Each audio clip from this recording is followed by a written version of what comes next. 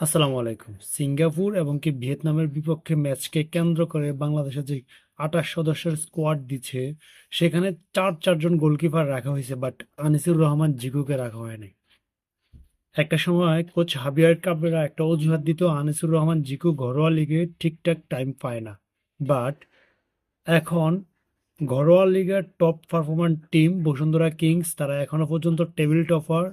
এই table topper টিমের প্রত্যেকটা ম্যাচে নিয়মিত প্রায় আনিসুর রহমান জিকু। তো তার পারফরমেন্সও মনে হয় টপ ক্লাস। না, তা না হলে তো তাকে প্রত্যেকটা ম্যাচে সুযোগ দেওয়া হতো না। তাহলে যে চারজন গোলকিপারকে বাফুফে বা কোচ রাখছে, তাদের মধ্যে কি চারজনের মধ্যে কি একজন আনিসুর রহমান জিকু হতে পারতেন না? আপনি মিতুল মার্মাকে রাখলেন, তিনি আপনার ফার্স্ট চয়েস, ঠিক আছে।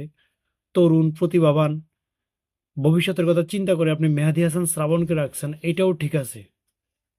সুজন হুসাইন এবং কি ইসাক আকন্দ, এই দুজনের জায়গায় কি আনিসুর রহমান জিকু জায়গা পেত না? আনিসুর রহমান জিকু আগে টপ ক্লাস গোলকিপার ছিল, এতদিন সে ম্যাচ টাইম পায় নাই, সেজন্য তাকে টপ ক্লাস বলা যায় না। বাট এখন আবার টপ ক্লাস ক্লাবের নিয়মিত পারফর্মার এই আনিসুর রহমান জিকু, তাহলে তাকে কেন রাখা গেল না?